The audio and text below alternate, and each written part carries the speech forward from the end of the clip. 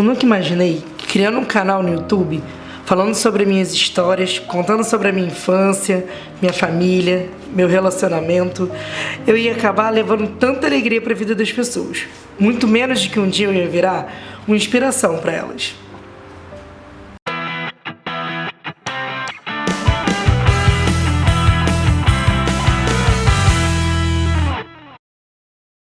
Eu sempre soube que eu era diferente dos outros meninos. Seja na atitude, seja na forma de pensar, na forma de agir. Eu lembro que desde muito pequenininho, em festinhas, por exemplo, enquanto os meninos estavam brincando, eu estava me acabando de dançar El-chan, Chiquititas. Eu gostava sempre de estar no meio mais de menina do que do meio dos meninos. Eu achava chato o papo dos meninos, a brincadeira dos meninos. Então assim, eu sempre soube que existia algo diferente, só que eu só fui ter noção depois de um tempo. Conforme eu fui crescendo, eu relutei muito contra isso, muito. Não é tão que eu pegava muita menina, no colégio eu era o terror da escola, porque eu pegava todo mundo. E a fama que eu tinha na escola não era de ser o viadinho, eu tinha fama na escola de ser o garoto que se fazia de delicado para pegar as garotas. Porque eu sempre tive namoradinha, eu sempre acabava traindo uma namorada porque ficava com outra garota, ela descobria e era aquela loucura. Acho que eu peguei 90% das minhas amigas. Aquilo não me completava, mas era o suficiente pra mim. Eu namorei em casa 3 vezes, eu namorei mais com menina do que com menino. Eu namorei 3 vezes em casa menina e namorei 2 vezes menino. Conforme eu fui crescendo, a curiosidade ela foi aumentando, o instinto gay foi falando mais alto. Só que eu relutava cada vez mais contra isso. Eu chorei muito sozinho, eu pedi muito a Deus para que Deus me mudasse, eu fiz terapia e eu não queria aquilo para minha vida. Eu queria ser normal como qualquer outro homem, como qualquer outra pessoa. O primeiro beijo gay é bem complicado, porque é uma mistura de nojo com curiosidade. E se eu pudesse voltar no tempo, eu falaria para mim mesma: amor, espera que isso aí não é bom não. Espera que isso aí que você acha que é bonito, que acha que é gato, é pavoroso. Não pega, não beija, espera mais um pouquinho, o próximo é melhor. Mas não tem jeito, né, amor? Aconteceu. Só que com o tempo eu fui ficando mais seletivo, porque o primeiro, gente, foi cagado demais. Mesmo depois de um tempo já ficando com meninos, eu ainda continuava não me aceitando, eu continuava não falando sobre a minha orientação sexual para as pessoas, para os meus amigos, para minha família. Eu achava que era uma fase, eu continuava pegando meninas.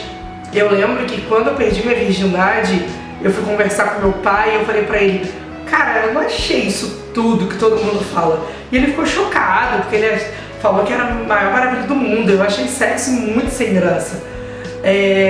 Eu era muito novo, a minha namorada na época também era muito nova, ambos virgens, e eu achava que não, o problema era porque nós dois éramos virgens.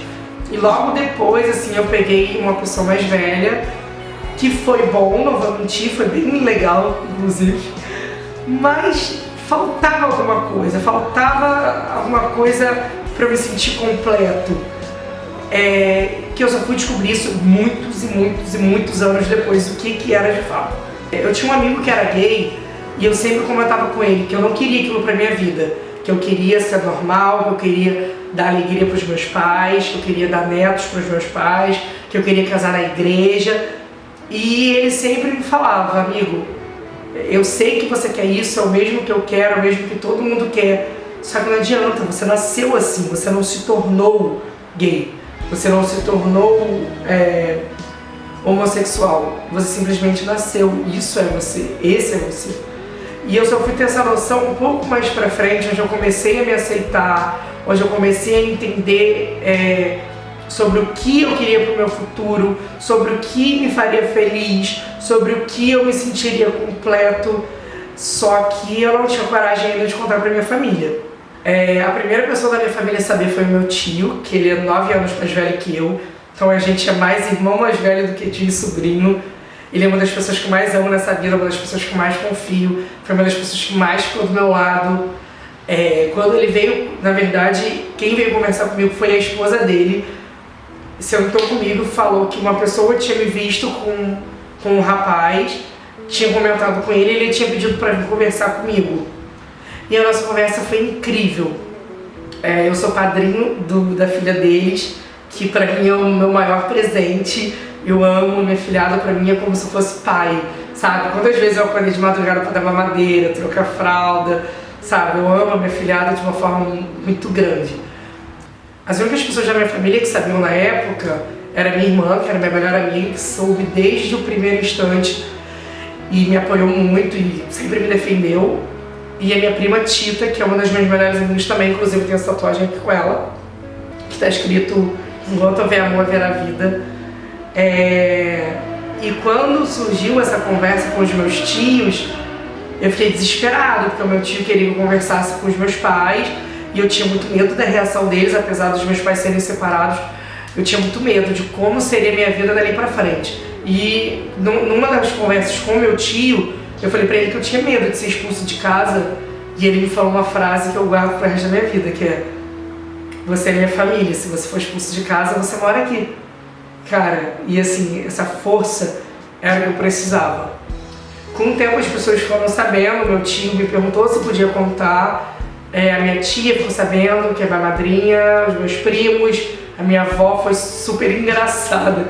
Lembro como se fosse hoje, eu e minha prima, a gente estava sentada no sofá assistindo TV, e a minha avó veio falar que meu tio tinha conversado com ela e ela só tinha uma coisa pra me falar. E eu perguntei o que era, com muito medo. E ela virou pra mim e falou assim: "Usa camisinha, pelo amor de Deus". Olha, eu não tinha onde enfiar a minha cara, fiquei muito sem graça mesmo. O próximo a saber foi o meu pai. Quem me ajudou foi a minha madrasta. Foi uma pessoa que durante a vida inteira eu tive muitos conflitos, muitas brigas, sabe? Era uma pessoa assim que eu nunca imaginei que ia me ajudar tanto nessa vida, assim. Eu acho que se hoje pro meu pai é mais tranquilo, é graças a ela. Ela sentou comigo, a gente conversou e ela perguntou se eu queria contar pro meu pai ou ela. E é óbvio que eu não tinha coragem. E ela conversou com meu pai. E ela deu toda a ajuda e todo o suporte que meu pai precisava naquele momento.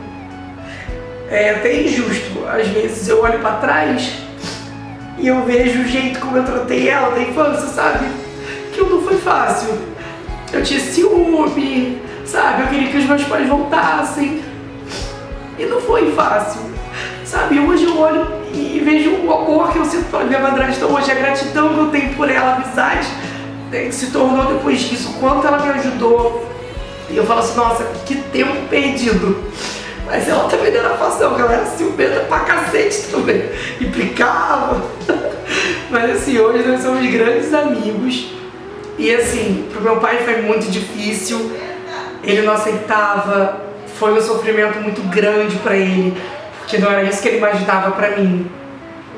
Na época eu não entendia, eu batia de frente, eu discutia. Hoje eu acho que eu entendo um pouco melhor, porque se foi difícil pra eu me aceitar, também seria difícil pra ele. Eu acho que não justifica muito, mas eu tento pensar dessa forma. E graças ao meu bom Deus, hoje meu pai me aceita, hoje meu pai me respeita, hoje meu pai frequenta a minha casa, hoje meu pai se dá bem com meu marido. Isso é muito gratificante. Eu tenho uma família que é muito abençoada. Pra minha mãe, eu tinha muito medo, muito medo de como a minha mãe ia reagir, porque minha mãe é minha melhor amiga, sempre fomos só eu e ela por mim e eu por ela. E eu escrevi uma carta pra ela, porque eu não tinha coragem de falar de fato. E quando eu fui entregar essa carta pra ela, ela falou, o que é isso? Eu falei, lê. Ela me fala o que é. Eu virei pra ela e pedi desculpa. Falei que eu não queria decepcionar ela, que eu não queria ser uma vergonha na vida dela, que eu tinha lutado muito. E eu não precisei falar mais de nada. Ela me abraçou e a gente começou a chorar. E ela virou pra mim e falou, eu prefiro 1000 vezes ter um filho gay dentro de casa, que é honesto, que é batalhador, que entra e sai dos lugares de cabeça erguida, que é querido por todo mundo, do que ter um filho bandido, do que ter um filho ladrão, do que ter um filho drogado. E que daquele momento em diante ela me amava ainda mais e que eu tinha me tornado ainda mais homem a partir daquele momento. A minha mãe sempre foi minha fã número 1 pra tudo. A minha mãe sempre me apoiou muito. E daí por diante não foi diferente. Ela começou a me apoiar ainda mais. Ela começou a ser muito mais minha amiga do que ela era antes. Hoje ela é muito mais minha amiga, hoje a gente conversa muito mais sobre tudo. Eu tenho orgulho dos meus pais, eu tenho orgulho da minha família muito grande. Eu quero agradecer muito a você que é da minha família, que está me assistindo. Obrigado por me apoiar, obrigado por ficar do meu lado, obrigado por me entender, por me respeitar. Muito, muito, muito obrigado. E para você que está me assistindo, que está passando pela mesma situação que eu passei, fica calmo, você tem um amigo, você tem com quem conversar. Me segue nas redes sociais, me manda e-mail, tá tudo aqui na descrição do vídeo. Vamos bater um papo, eu posso tentar te ajudar de alguma forma. Vocês não estão sozinhos de verdade. Vocês têm um amigo, vocês têm com quem conversar. Eu espero que vocês tenham gostado desse vídeo. Eu espero que eu tenha contado um pouquinho mais sobre a minha vida e que tenha ajudado vocês de alguma forma. Eu estou sempre disposto a conversar com vocês sobre tudo que vocês quiserem. Podem me mandar e-mail, o e-mail está aqui, eu vou deixar ele aqui. Ele também está no box de informações.